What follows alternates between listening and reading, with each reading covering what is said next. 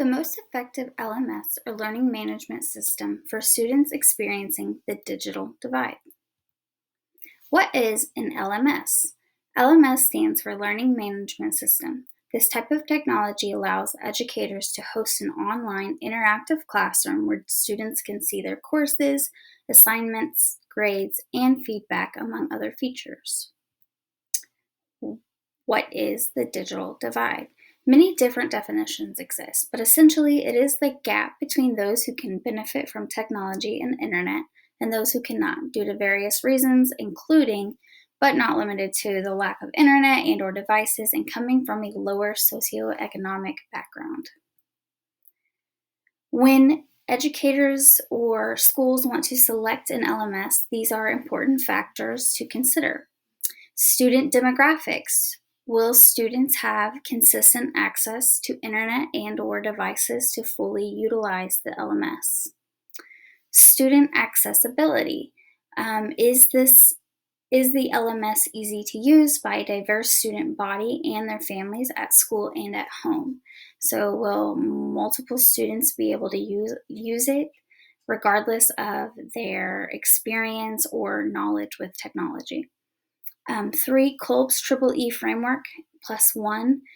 What is the ability of the LMS to extend, enhance, engage learning, and what's the efficiency like? Is it more efficient for teachers or is it more of a cognitive lift? And this one kind of piggybacks with number 4, what is the teacher lift like?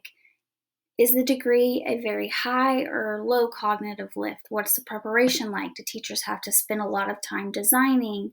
Do they have to know a lot in order to be able to use and implement the LMS?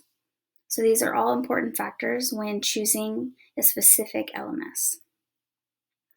Based on those factors and from researching different videos, 3 LMS that have been kind of stuck in my mind for being good for lower socioeconomic regions would be Canvas, Google Classroom, and Moodle. These 3 are ones that are very popular and used widespread. Canvas is free. It has a lot of personalization and organization pros, and it has a lot of shareability where you can integrate different modes of technology. They can share Google Classroom or they can share Google Docs and things like that inside Canvas. On the negative side, however, it's not mobile friendly. So if they don't have a desktop or a laptop, then it's probably not going to be beneficial for them to use Canvas. And also there are too many steps with file sharing. So with students being able to access files or share files, sometimes it can be too involved for students that don't know a lot about technology. And then Google Classroom is another one. The pros of this, it's free, it's easy to use and accessible from all devices, whether it's a Chromebook, MacBook, desktop, whatever it might be. It could be a phone or a tablet. And it has many good qualities, one of those being effective feedback. Students can get immediate feedback on their assignments. Some negatives about Google Classroom is that it's difficult to account management. You can't have more than one email attached, and it can be difficult for students to navigate that if they have a personal email and a school email, and that can be difficult sometimes.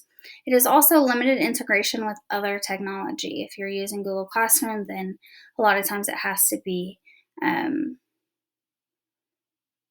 either related to Google or you can't use all of the features.